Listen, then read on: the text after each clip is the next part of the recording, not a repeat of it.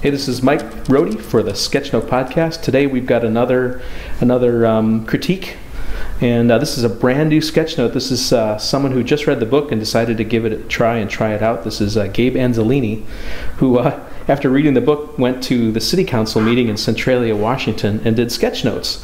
And so I wanted to go through and just look at the work that Gabe has done and talk a little bit about some of the things he's got going on. So as you can see, he's done a real good job of identifying the date and what it is that he's doing, the city council meeting, so it's clear for him. You can tell too that he's using a spiral bound notebook, probably because it lays nice and flat.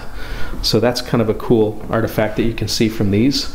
I love this little drawing of the peanut gallery, I guess you could call it, of the city council. I guess I probably shouldn't call them the peanut gallery, but that's cool where he's sort of representing each of the people. And for him, that probably means a lot because he knows these guys. So that's really cool. I love the way what he's done is, in a sense, a modular sketch note. And so he's got someone drawn here who's apparently got a hat, a farewell, and some information, some just key words that represent what he was hearing at the time, and then using sort of this dividing line to divide it from the next thing, which is pretty slick.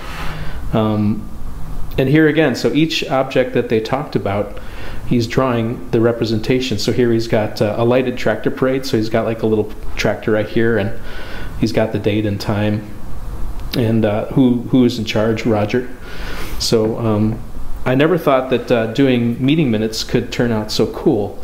And I think in this case, because he's looking at a high level, maybe because there's a secretary who's actually doing detailed notes about who approved what and so on, this is really a reference for him, so that when he goes back to look at these notes, they make sense for him.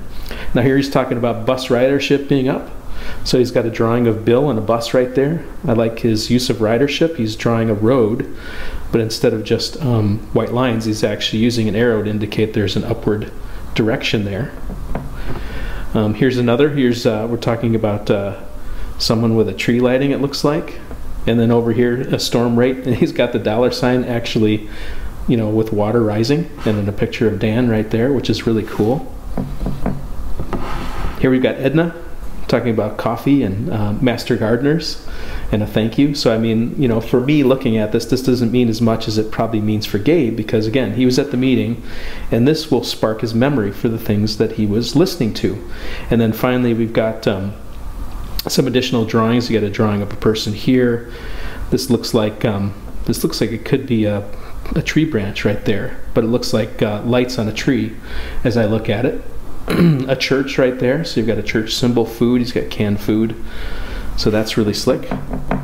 And then he just continues. There's actually several other pages of notes that he's done on his Flickr account, and this has actually been submitted to the Flickr group, so if you want to join that group or go visit that group, you can go to this URL for the Flickr group and check this out. He's got his up there, and there are others that are starting to go up as people read the book and join. So definitely go to that group and check it out and join and submit your work, and maybe we can feature it in one of these future critiques talking about some of these things.